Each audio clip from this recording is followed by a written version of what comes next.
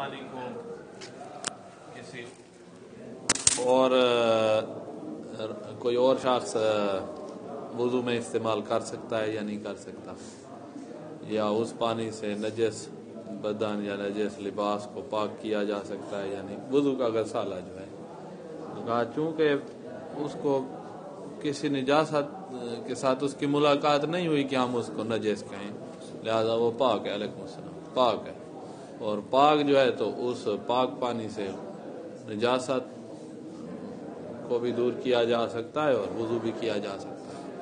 اور یہی حال غسل کا بھی ہے. غسل جنابت واجب ہے. جسم کو پاک کر لیا ہے بندے نے، پاک جسم کے بعد اس نے غسل شروع کیا ہے، اور جو غسل کا سر دھویا، جسم دھویا اور نیچے وہی پانی جمع ہوتا رہا، تو اس پانی کے ساتھ بھی وضو بھی کیا جا سکتا ہے. غسالہ جو ہے اس کے ساتھ غسل بھی کیا جا سکتا ہے، اس کے ساتھ نجس لباس یا بدن کو پاک بھی کیا جا سکتا ہے. یہ ہے فتویٰ. اگرچہ احتیاط مستحب یہ ہے کہ جو غسل کا غسالہ ہے، غسل جنابت جو کیا اس کا جو غسالہ ہے اس کو استعمال نہ کیا جائے. یہ احتیاط مستحب ہے. احتیاط مستحب یعنی بہتر ہے. احتیاط مستحب کا اردو میں ترجمہ میں بہتر کیا جاتا ہے. مستحب کا یہاں یہ معنی نہ کرنا کہ جو احکام خمسہ والا مستحب ہے، واجب کے مقابلے والا یا مکروہ، وہ نہیں. مستحب یعنی محبوب. یہاں احتیاط محبوب ہے، بہتر یہ ہے. تو آپ اس احتیاط کی مخالفت کر سکتے ہیں اور اس غسل کے غسالے کے ساتھ سارے کام کر سکتے ہیں کیونکہ پاک ہے. اور رہا مسئلہ وہ جو جس سے ہم نے نجاست دھوئی ہے، قلیل پانی کی ساری باتیں ہو رہی ہیں. غسل کا غسالہ بھی قلیل، یعنی اوپر ٹینکی میں کور نہیں تھا جس سے آپ نے غسل کیا ہے، تو یہ قلیل سے غسل کیا ہے. وضو جو آپ نے کیا ہے تو لوٹے میں پانی بھرے ہوئے تھے، یہ بھی قلیل ہے. کور میں تو بات ہی نہیں ہو رہی نا. قلیل میں جائز ہے جب غسل کے غسالہ قلیل کا ہے تو اس سے آگے سارے کام ہو سکتے ہیں. تو کور اور جاری اور بارش ان میں تو بدرجہ اولا ہو سکتے ہیں.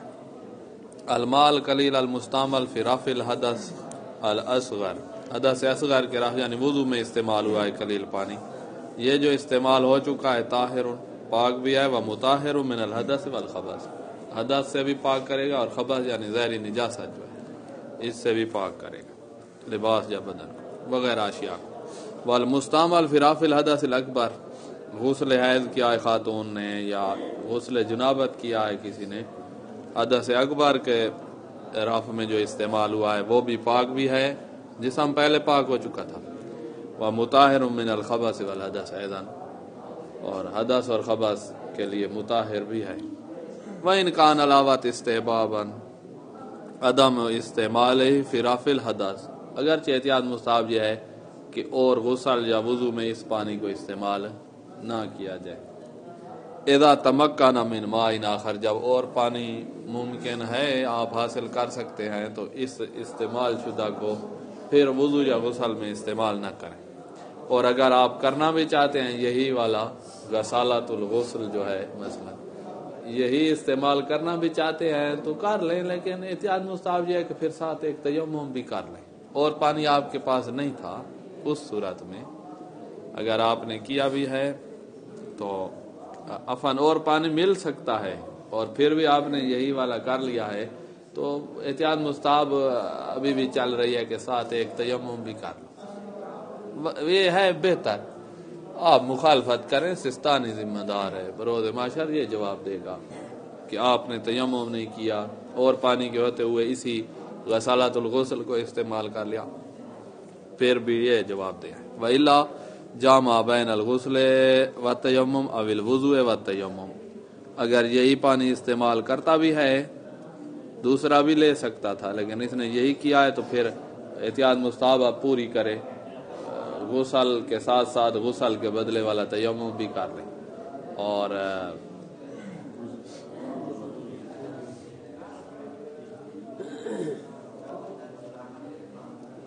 اور وضو کرے تو ساتھ تیمم بھی کر لیں. اچھا، یہ تھا حدث میں استعمال ہونے والا پانی پاک بھی ہے اور اسے آگے سب کاموں میں استعمال بھی کر سکتے ہیں.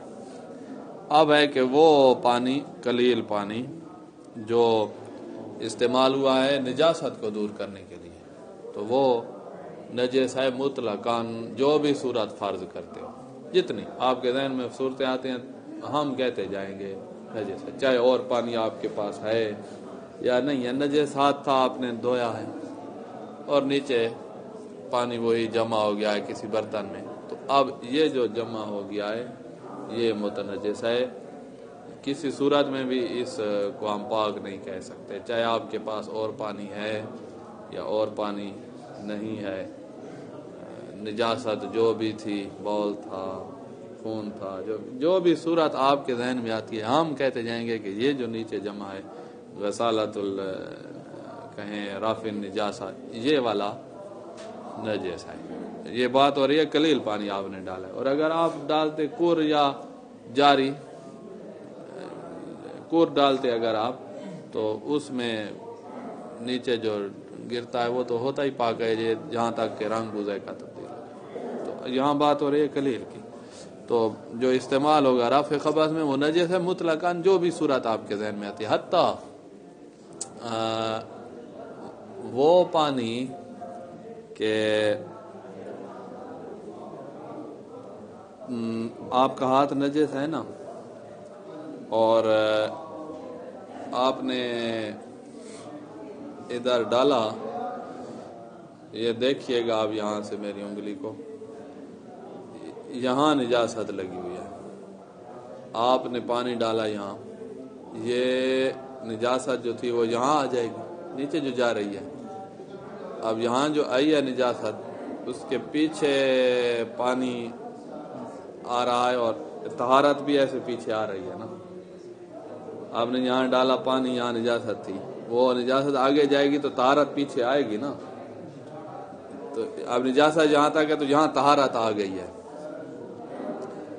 کہا یہ جو طہارت نجاست آگے جا رہی ہے، طہارت پیچھے آ رہی ہے، نجاست اور طہارت کے درمیان جو پانی ہے نا وہ بھی نجس ہے، نجاست ادھر جا رہی ہے پیچھے طہارت آ رہی ہے، اس کے درمیان فرض کرو پانی ہے تو وہ بھی نجس ہے، اس جو آگے نجاست کے جا رہا ہے وہ تو یقیناً نجس ہے نا، وہ تو نجاست ابھی پیچھے ہے نا، جو آگے جا رہا ہے ادھر پانی جو آیا ہوا ہے نجاست جہاں ہے تو یہ تو یقیناً نجس ہے، یہ نجاست والی جگہ پہ جو ہے یہ بھی یقیناً نجس ہے، جو نجاست کے پیچھے آ رہا ہے نجاست سے متصل ہے لیکن پیچھے جگہ پاک ہوتی جا رہی ہے وہ بھی نجس ہے، ہم تو اس کو بھی نجس کہتے ہیں، چہ جائے کہ وہ جو نجاست جہاں ہے اور نیچے برتن میں گیا ہوا ہے وہ تو بلاولا نجس ہو جائے گا نا، ہم تو اس کو بھی نجس کہتے ہیں، اب دیکھنا کس کو، یہاں نجاست تھی آپ نے پانی ڈالا نجاست یہاں آ گئی ہے، یہاں سے حرکت کر کے یہاں جو آئی ہے یہ جگہ، اس کے آگے جو پانی ہے وہ تو نجس ہے کیونکہ نجاست یہاں آئی ہوئی ہے، یہ تو یقیناً نجس ہے، نجاست والی جگہ پہ کھڑا وہ بھی یقیناً نجس ہے، نجاست سے جو پہلے یہاں ہے وہ بھی کہا ہم اس کو بھی نجس کہہ رہے ہیں،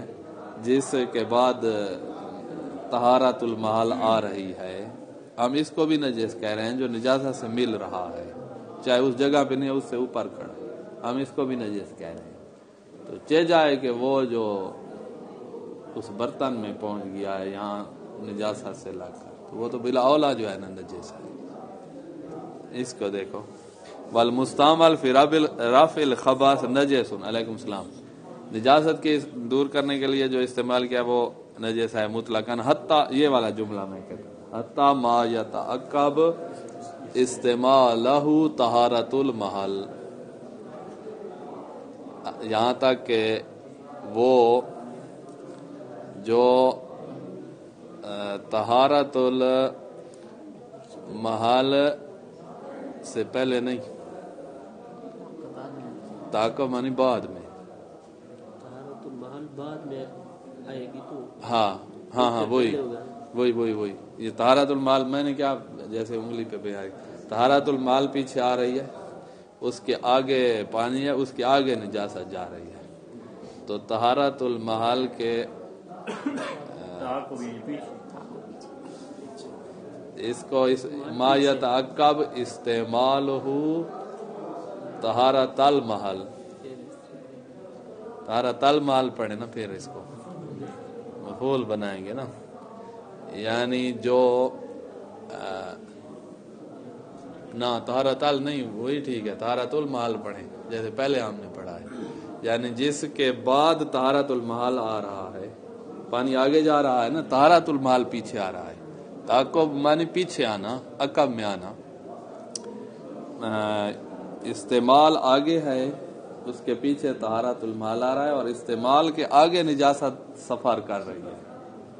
तो अब सफर आपका इस तरह है कि आगे आगे निजासत है, उसके पीछे पानी है, और उसके पीछे पानी के पीछे है तहारतुल महल। ये तहारतुल महल ये जगह तो पाक होगी, इसके आगे जो पानी है कहा उसको हम नजस कह रहे हैं, और उसके आगे है निजासत है, बह रही है ना सब कुछ। तो ये इस पर रफा पढ़ें, तहारा तो पढ़ेंगे, और इस्तेमाल जो है इस पर नासिब पढ़ेंगे, तो अब सही होगा। ना कि तहारत के बाद जो पानी आ रहा है वो तो यकीनन पाक है, जगह पाक हो गई उसके बाद पानी आ रहा हो तो वो क्यों नजस होगा? जगह पाक हो गई उसके बाद पानी है तो वो क्यों नजस होगा? समझ आई? कैसे खलल? मफूल बे मुकद्दम कर दिया है और फाइल मुअख्खर है, क्या है? जायज है। फाइल किसने कहा मुअन्नस है भाई? तहारत मुअन्नस की क्या मजदार है, ते तानिस वाली है ही नहीं। हाँ, मुअन्नस वाली ता हो लफ्जी हो तब भी जायज है, फासला भी है, और ऊपर से है भी लफ्जी। मुअन्नस लफ्जी में तो दोनों सूरत, ताला शाम्स कहो या ताला आती शाम्स कहो, फासले के बगैर ही जायज होता है। इसके ये वाला अगर तर्जुमा ना करे ना तो फिर इश्काल आएगा कि भाई जगह पाक हो गई है उसके बाद पानी आ रहा है, अभी मेरा हाथ पाक है इसमें मैं पानी डाल दूं, ये नजस कैसे होगा? मेरा हाथ पाक हो गया इसके बाद मैंने पानी डाला, पाक होने के बाद वाला क्यों नजस? अभी मैं धोता हूँ, आप ले आओ पानी, मैं यही मस्जिद में धोता हूँ, ये वाला नजस क्यों होगा? तो तहारतुल महल पढ़े तो फिर तर्जुमा ठीक है। तर्जुमा अगर फिर इस तरह किस तरह करेंगे क्या? कैसे? तहारतुल महल का इस्तेमाल, वो पानी खा जो खबस में नजस होगा, खबस में इस्तेमाल हो रहा है ना, वो पानी है नजस। बॉल हाथ पे लगा, खून लगा हुआ था हाथ पे, खून वाली मिसाल में हो, हाथ पे लगा हुआ है, इधर हथेली पे खून लगा हुआ है, मैंने पानी डाला, अभी खून इधर मौजूद है जो नीचे गिर रहा है, इसको खून को लग के वो तो यकीनन नजस है ना, जो बर्तन में पहुंच गया। फिर ऐसा हुआ कि खून का आखिरी कतरा जो था उसने सफर शुरू किया, मैं ऊपर पानी डाल रहा हूँ, वो आखिरी कतरा मेरी उंगलियों पर पहुंचा हुआ है, और पीछे जो है ना तहारतुल महल आ रहा है, जगह पाक हो ना, जो आगे सफर उसने किया तो पीछे आई है तहारतुल महल, और दरमियान में पानी है जो कतरे को आगे लेता जा रहा है, और पीछे जो है ना जगह पाक हो रही है। वो पानी चाहे उसके चौड़ाई जो है इतनी सी भी हो, तो ये तहारतुल महल आए, इधर है वो पानी और इधर है खून का कतरा, आगे आगे खून का कतरा, उसके पीछे पानी, और पानी के पीछे तहारतुल महल। ये जो दरमियान वाला पानी है तहारतुल महल और निजासत के कतरे के दरमियान जो पानी है, इसका नाम है मा यताक़ब इस्तेमालहु तहारतुल महल, ये इसका नाम है। ये भी कहा नजस है, इसका नाम क्या, इतना बड़ा नाम, जैसे हमारे यहाँ नाम लंबे लंबे नहीं रखते, सैयद मोहम्मद कैम अली शाह, इतने लंबे, इसका नाम क्या है? ये जो पानी है ना, मा यताक़ब तहारा इस्तेमालहु तहारतुल महल, ये पानी का उन्वान है, का इसको हम नजस कराते। जो महल ताहिर और महल नजस के दरमियान वाला है यही है, इसका नाम है मा यता। अब इसका तर्जुमा देखो, कहा ये नजस है, हत्ता ये वाला भी नजस है। कौन सा वाला? मा यताक़ब इस्तेमालहु, जिसके पीछे पीछे आ रहा है तहारतुल महल, तहारतुल महल जिसके पीछे आ रहा है और वो आ गया और उस पानी के आगे निजासत है, तो ये जो तहारतुल महल और निजासत के दरमियान में आया है पानी, इसका नाम है मा यताक़ब इस्तेमालहु तहारतुल महल, जिसके इस्तेमाल के बाद तहारतुल महल होता है, वो भी नजस है। एक तो ये नजस का, इसको भी हत्ता, अब वही हत्ता के हाथ, हत्तल ما یتاکا وحتی الغسلہ غیر المزیلہ لعین النجاسہ، یہ آسان ہے۔ کہا وہ غسلہ جو غیر مزیلہ ہوتا ہے وہ کیا ہوتا ہے؟ کہا بال آپ کے ہاتھ پہ لگ گیا ہے تو آپ نے 2 دفعہ دھونا ہے۔ قلیل پانی کی باتیں ہو رہی ہیں ساری، اور حکم الماء القلیل پوری فاصلی قلیل میں ہے، آپ نے 2 دفعہ دھونا ہے۔ ایک دفعہ پہلا جو دھونا ہے اس طرح دھوئیں کہ بال ختم ہو جائے، بالکل کچھ نہ رہے۔ پھر دوسری دفعہ دھونا ہے تو بال تو ہے ہی نہیں، یہ جو دوسری دفعہ دھونا ہوگا یہ بال کا ازالہ کر رہا ہے، ازالہ تو پہلے ہو چکا ہے، تو یہ غیر مزیلہ ہے لیکن پھر بھی واجب ہے۔ جب شریعت کہہ رہی ہے 2 دفعہ دھو تو ہم نے دھونا ہے۔ یہ دوسرا جو ہے یہ اس کے دوسرے دفعہ دھونے سے پہلے ہی بال چلا گیا ہے، ہاتھ پہ نہیں ہے، پھر بھی دوسری دفعہ دھونا واجب ہے تاکہ ہاتھ کو پاک قرار دیا جائے۔ تو یہ دوسرا جو ہے غیر مزیلہ غسلہ جو ہوگا یہ بھی نجس ہے۔ وحتی الغسل غیر المزیلہ لعین النجاسہ، غسلہ غیر مزیلہ جو عین نجاست کو زائل نہیں کر رہا، اس سے پہلے جو عین نجاست زائل ہو گئی، اب عین نجاست ہے ہی نہیں کہ اس کو مزیلہ کہیں، تو یہ غیر مزیلہ جو ہے یہ بھی نجس ہے۔ کہا الاوت لزومن فی الموردین، یہ جو دونوں ہم نے نجس قرار دیا نا، غسلہ غیر مزیلہ کو ہم نے نجس قرار دیا ہے، یا ما یتعقب استعمال طہارت المحل کو جو نجس قرار دیا ہے، یہ ہے احتیاط واجب کی بنا پر، الاحتیاط لزومن فی الموردین، احتیاط واجب بنا پر یہ ہے، لہذا احتیاط کرو تو یا پھر کسی اور فعل علم کی تقلید کرو۔ یہ مسئلہ یہاں ختم۔ آگے بات ہے کہ آج کل لیٹرینیں آ گئی ہیں نا اور پاٹ آ گئے ہیں اور بڑے بڑے، اور اس سے جو ہے نا پاؤں پر نہیں آتی کوئی چیز، جو پانی نیچے گرتا ہے، طہارت انسان کرتا ہے، استنجا کرتا ہے تو سب کچھ گیا۔ پہلے زمانے میں یہ چیزیں نہیں ہوتی تھیں، زمین پر بیٹھ کے ہر کوئی کرتا، اس لیے کہا گیا تھا بہتر یہ ہے کہ بھئی آپ اونچی جگہ پہ بیٹھیں تاکہ پیشاب جو ہے باول کی آپ کے پاؤں پہ نہ آئے یا نیچے جائے گا، یا ایسی زمین میں بیٹھیں جس سے چھینٹے نہ اٹھیں، ریت پہ بیٹھیں مثلا۔ تو وہ مسئلہ تھا، جو بھی طہارت کرنے جاتا تھا جب دھوتا تھا نا اس کے پاؤں پہ آتی تھی چھینٹے، یہ عادی ہے۔ ابھی آپ لوگ، ہم جو نئی پیداوار ہیں، ہمیں تو وہ طریقہ ہی آپ بھول گیا ہوگا۔ کبھی دیکھیں نا، ہم ایک دفعہ گئے مچھی پہ پیدل تھے، تو شیخ صاحب بھی ہم اکٹھے تھے، تو انہوں نے ہم نے لے گئے ادھر سڑک سے جو ہے نا، اپنے گھروں کی طرف بھی کبھی کبھی طالب علموں کو لے جاتے ہیں، تو جی شیخ ہمارے شیخ جعفر، تو وہ لے گئے ہمیں ادھر اپنے گھروں، تو ہم نے کہا بھئی اچھا رات تھی، سونے کا وقت، طہارت کر لیں۔ انہوں نے کہا جی کر لو، لیٹرین تو تھی نہیں، یہ کھیتوں میں جو ہے نا جاؤ، تو ہم لے گئے لوٹے، اتنا مشکل کام ہمیں لگا۔ کبھی جو وہ بچپن میں ہوتی تھی اس وقت پاکستان میں، آپ تو ہر جگہ لیٹرینیں ہیں، تو اس میں آتے ہیں، آپ دھوئیں گے تو آپ کے پیروں پہ آئے گی، تو یہاں پر یہ بہت ہی مبتلا بے تھی یہ بات، تو شریعت نے سختی نہیں کی ہے، یہاں پر سہولت رکھی ہے کہ بھائی آپ کے دھوئیں گے استنجا والا پانی، اگر آپ کے کپڑوں پہ آئے، نیچے گر کے چھینٹے آئیں، پاؤں پہ آئیں، تو وہ کیا نجس ہوگا یا نہیں؟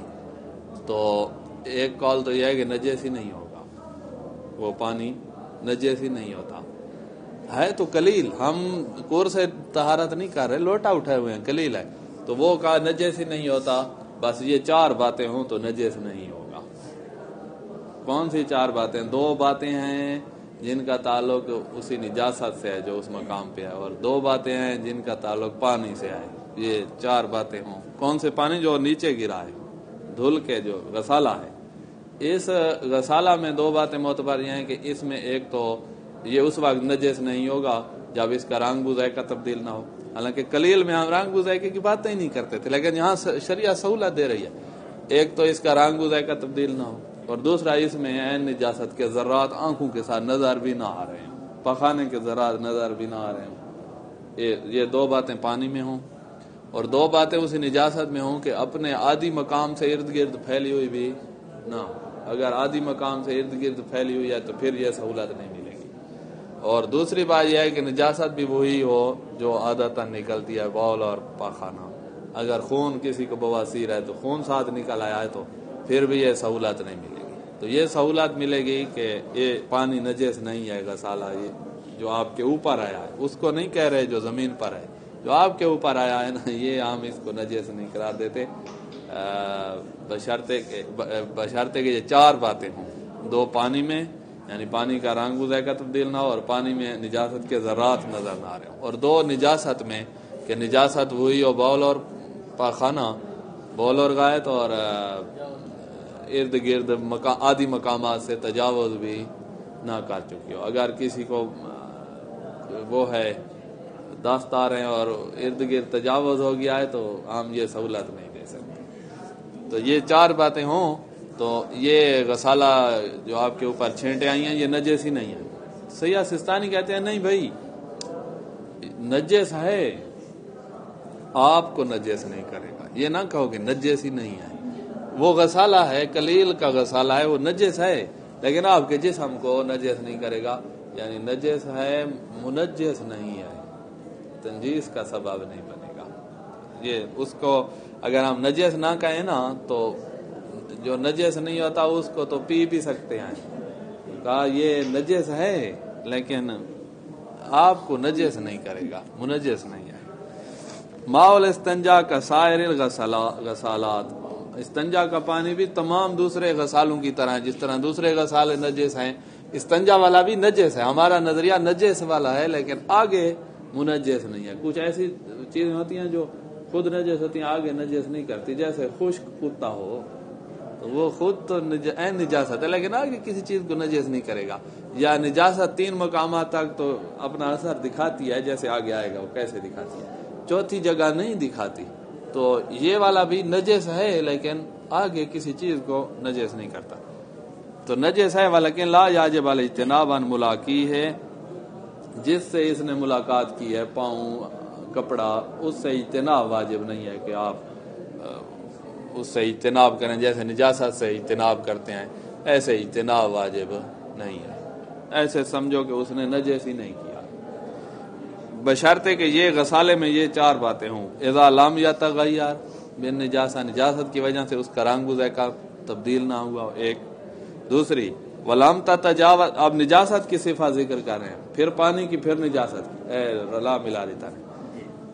ولم تتجاوز نجاست الموضع عن المحل المعتاد, کہ نجاست جو اس جگہ والی ہے نجاست الموضع, موضع سے مراد پخانے کا سوراخ اور بول کا سوراخ, یہ اس موضع کی نجاست جو ہے وہ ارد گرد تجاوز بھی نہ کر, عن المعتاد آدھی مقامات سے تجاوز بھی نہ کرے. اب آپ نے استبراء کیا ہے تو وہ پھر بھی آدھی تک رہے گی نا, استبراء تو خود شریعت نے کہا ہے نا.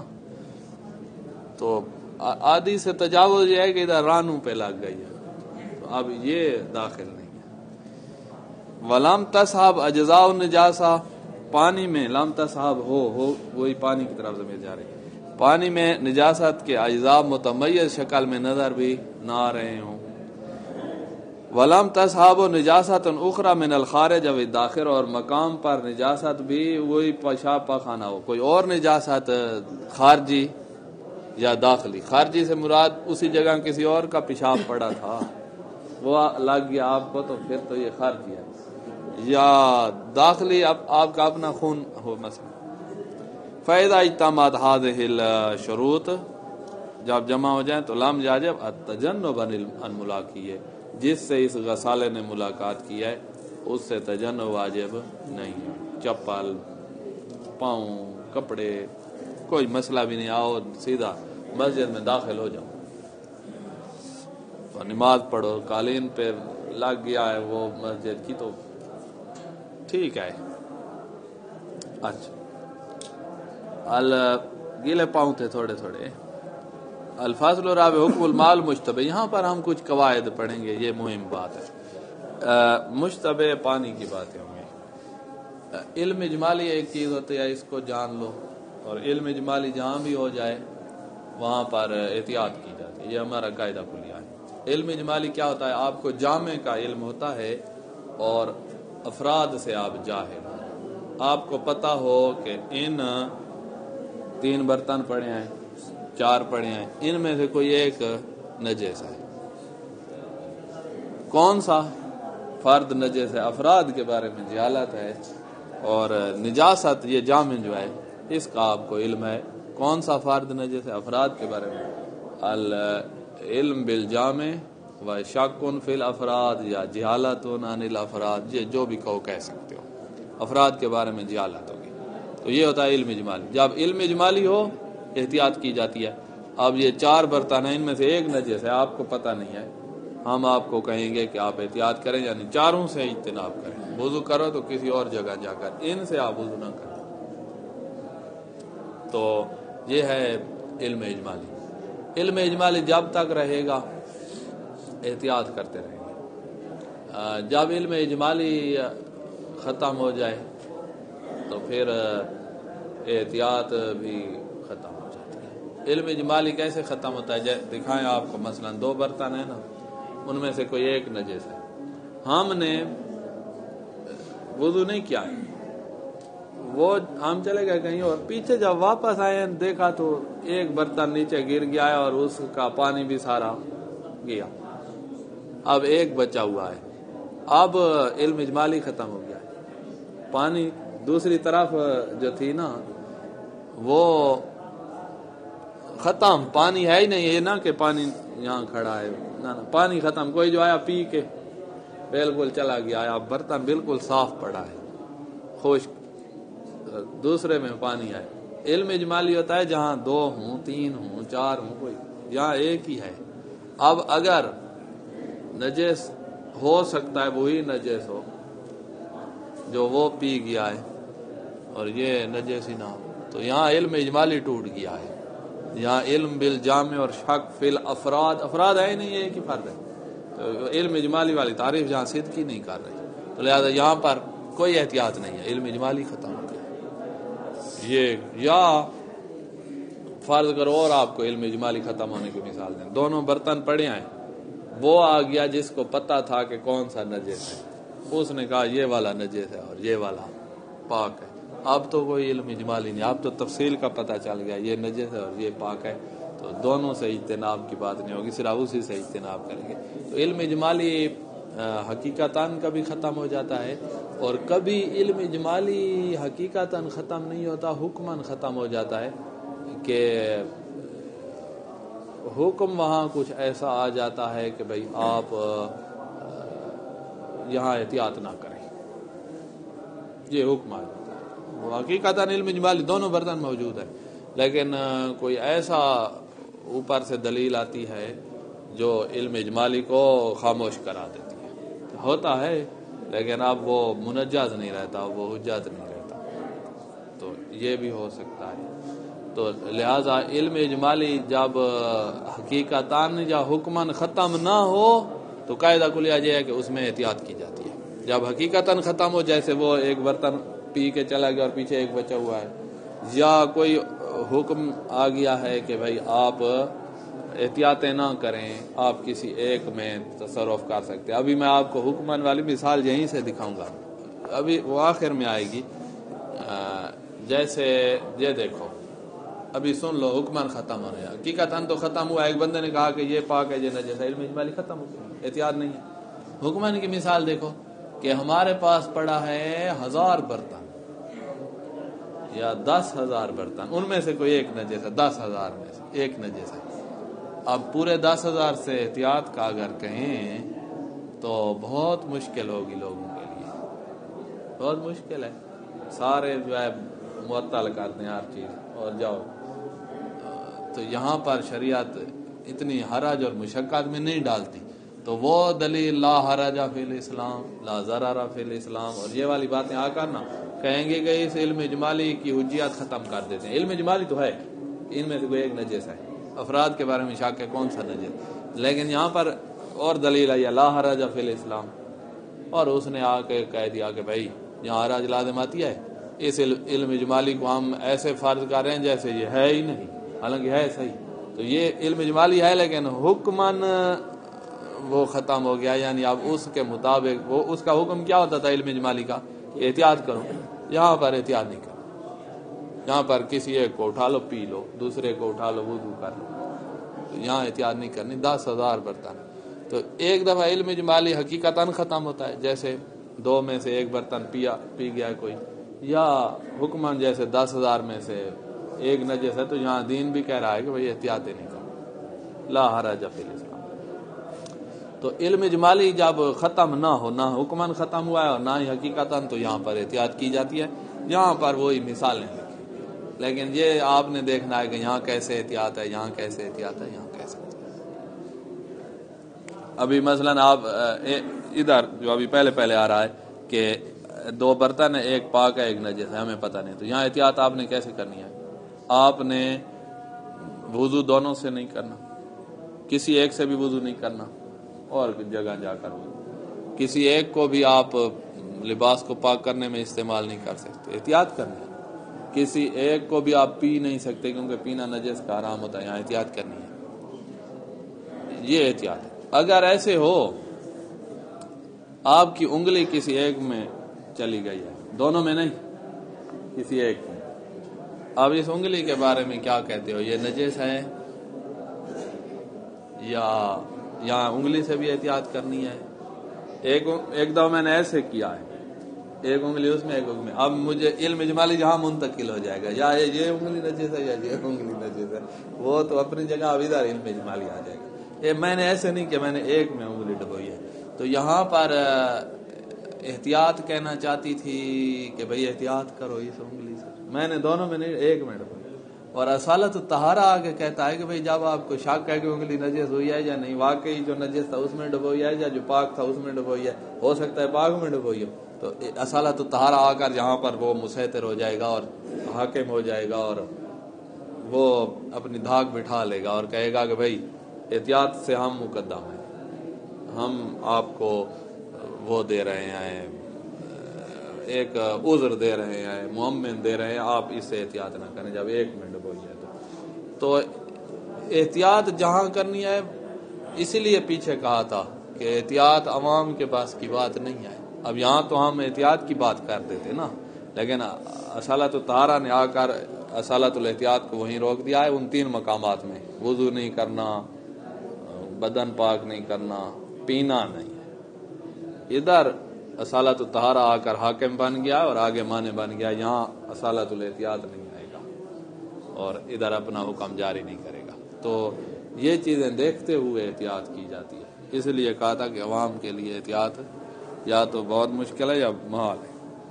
اذا عالم اجمالا بنجاست ما احد الاناء، 2 میں سے کوئی ایک برتن نجس ہے، سواء عالم بطہارت ماء الاخر، ایک نجس ہے اور دوسرا ہو سکتا ہے پاک ہو، اس کا آپ کو پتا ہے کہ دوسرا پاک ہے، لیکن یہ پتہ نہیں ہے کون سا نجس ہے اور کون سا پاک ہے. علم اجمالی بھی رہے نا، ایک پاک ہے اور ایک نجس ہے، یہ پتہ نہیں کون سا نجس کون سا پاک. آؤ شک فیہا، یا دوسرے کے بارے میں آپ کو شک ہے، یعنی ایک کے بارے میں پتا ہے کہ یہ ایک نجس ہے اور دوسرے کے بارے میں شک ہے پتہ نہیں نجس ہے یا پتہ نہیں پاک ہے، اس میں ہم اصالت الطہارہ جاری کر کے اس کو پاک کہہ سکتے ہیں، اس میں ہم استصحاب کر کے طہارت کا اس کو پاک کہہ سکتے ہیں. یعنی ایک نجس ہے اور ایک پاک ہے، یا دوسرے کے بارے میں شک ہے لیکن یہ پتہ نہیں ہے کہ کون سا نجس ہے اور کون سا پاک ہے. لم یجوز لہ رفع الخبث باحدہما، کسی ایک سے وہ رفع الخبث یعنی ہاتھ کو پاک نہیں کر سکتا، ولا رفع الحدث باحدہما، کسی ایک سے بھی وہ وضو نہیں کر سکتا اور کسی ایک کو پی بھی نہیں سکتا. یہ تینوں احتیاطیں کرنی پڑیں گی. ولیکن لا یجب علی اجتناب عن الملاقی لاحدہما، کسی ایک سے آپ کی انگلی نے ملاقات کی ہے تو اس انگلی سے اجتناب واجب نہیں ہے. یہاں پر اصالت الطہارہ درمیان میں حائل بن جائے گا اور اصالت الاحتیاط کو انگلی تک نہیں آنے دے گا. الا ہاں ایک صورت ہے جب آپ انگلی سے بھی اجتناب کریں، وہ کون سی؟ کہ بھئی 2 پانی تھے، دیکھنا 2 تھے، دونوں نجس تھے، تفصیلاً پتہ ہے، تفصیلاً علم اجمالی نہیں، تفصیلاً پتہ ہے یہ بھی نجس یہ بھی نجس. پھر ایسے ہوا کہ ایک کے ساتھ کور کی ملاقات کر کے ایک کو پاک کیا ہے، یہ دوسرا سٹیپ ہے. 8 بجے دونوں نجس تھے، 10 بجے ایک میں کور ڈالا ہے تو وہ پاک ہو گیا نا، وہ پاک ہو گیا. 12 بجے مجھے شک ہے کہ کون سے میں کور ڈالا تھا اور کون سے میں نہیں ڈالا تھا. علم اجمالی اب 12 بجے بن رہا ہے. 8 بجے دونوں نجس تھے، علم تفصیلی تھا. 10 بجے یہ پاک ہے یہ نجس ہے مجھے پتا تھا، میں نے آپ خود کور ڈالا ہے. 12 بجے جب میں واپس آیا وہ ایسا اشتباہ ہوا. اب علم اجمالی مجھے ہے کہ بھئی ایک پاک ہے ایک نجس ہے. کون سا پاک ہے کون سا نجس ہے ہمیں پتہ نہیں ہے. تو 12 بجے سے پہلے 10 بجے سے پہلے 8 بجے دونوں نجس تھے نا. اب 12 بجے مجھے شک ہے کہ کون سا پاک ہے، اس کو پاک کہوں کہ اس کو. میں اس سے وضو کرنا چاہتا تھا تو مجھے اب علم اجمالی جو ہے شک ہے یہ والا نجس ہے کہ یہ نجس ہے، یہ پاک ہے کہ یہ پاک ہے. وہ 8 بجے والی دونوں کی نجاست تو تھی نا، حالہ سابقہ ہے، لہذا میں نے ایک میں انگلی ڈبوئی ہے. اب مجھے پتہ نہیں ہے کہ انگلی کو میں نجس کہوں یا پاک کہوں، لیکن 8 بجے دونوں نجس تھے تو میں استصحاب النجاسہ کر سکتا ہوں. میں نے ایک میں انگلی ڈبوئی اس کے بارے میں 8 بجے مجھے یقین تھا نا کہ یہ نجس ہے. اب 12 بجے اس کے بارے میں مجھے شک ہے کہ یہ نجس ہے یا نجس نہیں ہے، جس میں انگلی ڈبوئی ہے. دوسرا یہاں پڑا ہے اس میں انگلی ڈبوئی. 12 بجے جب مجھے شک ہے کہ یہاں یہ نجس ہے یا نہیں ہے تو میں اس میں استصحاب النجاسہ کر سکتا ہوں. جب استصحاب النجاسہ کروں گا تو انگلی کو نجس قرار دے تو کہا ویسے انگلی آپ کی پاک ہے، کوئی مسئلہ بھی نہیں ہے، لیکن حالہ سابقہ دونوں میں اگر نجاست ہے، 8 بجے دونوں نجس تھے، پھر 10 بجے ایک کو میں کور سے پاک کیا ہے، پھر 12 بجے میں نے انگلی ڈبوئی ہے اور مجھے شک ہے کہ پاک میں ڈبوئی ہے کہ نجس میں.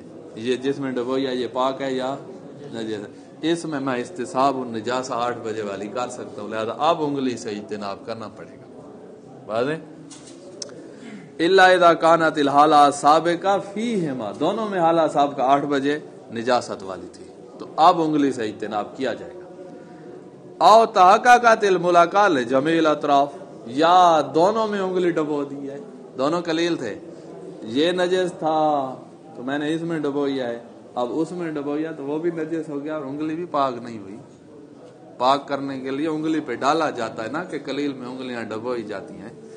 تو او تحققت الملاقات لجمیع الاطراف، یا پھر ملاقات دونوں میں ہو گئی یا انگلی کی تو پھر یقیناً انگلی نجس ہے. یا اور ولو کان الملاقی متعدداً، چاہے 2 انگلیاں آپ نے ڈبوئی ہیں.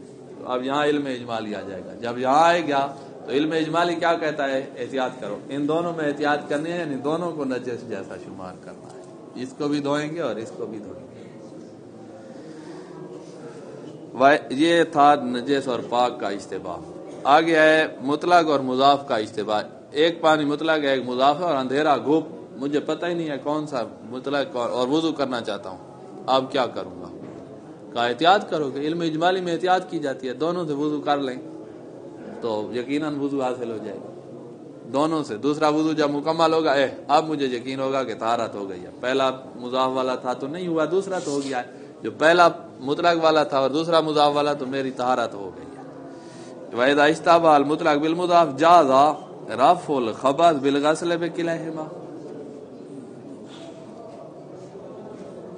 عفواً بِكِلَيْهِمَا کی جگہ انہوں نے لکھا ہے بِأَحَدِهِمَا ثُمَّ الْغَسْلُ بِالْآخَرِ، یعنی آپ کا ہاتھ نجس ہے نا، 2 لوٹے ہیں، ایک میں مطلق ہے ایک مضاف، آپ دونوں سے ہاتھ کو دھو لیں، پہلے اس سے دھو لیں پھر دوسرے سے پاک ہوئے.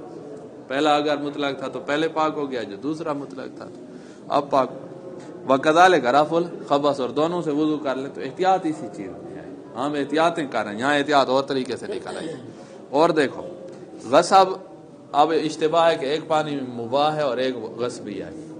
غصب شدہ یعنی حرام ہے، اس میں تصرف کرنا، اور مباح میں تصرف جائز ہے. اب آپ کو پتہ نہیں چل رہا ہے کہ غصبی کون سا ہے اور مباح کون سا ہے، تو یہاں احتیاط کیسے کریں گے؟ یہاں احتیاط دائر ہو گئی ہے مباح اور حرمت میں، ایک میں تصرف جائز ہے اور دوسرے میں تصرف حرام ہے. تو یہاں پر احتیاط یہ ہے کہ دونوں کو ہاتھ نہ لگا، دونوں کو ہاتھ نہ لگا، نہ دونوں سے وضو کرو اور نہ ہی دونوں سے ہاتھ کو پاک کرو. اگر آپ نے وضو کر لیا تو کیا حکم ہوگا؟ اور اگر آپ نے ہاتھ کو پاک کیا تو ہاتھ پاک ہو جائے گا کیونکہ غصبی پانی سے پاک ہو جاتا ہے. وضو نہیں ہوگا کیونکہ قصد قربت کا مسئلہ بن جائے گا. آپ کہیں میں نے 2 دفعہ وضو کیا ہے، 2 دفعہ بھی کیا ہو نا، ایک اس سے اور ایک تو میرا اپنا تھا، ایک وضو تو ٹھیک ہونا چاہیے.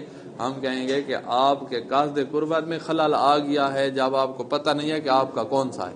آپ نے پہلا وضو کیا ہے تب بھی آپ کا قصد قربت خراب ہے، کیونکہ ہو سکتا ہے غصبی پانی استعمال کریں.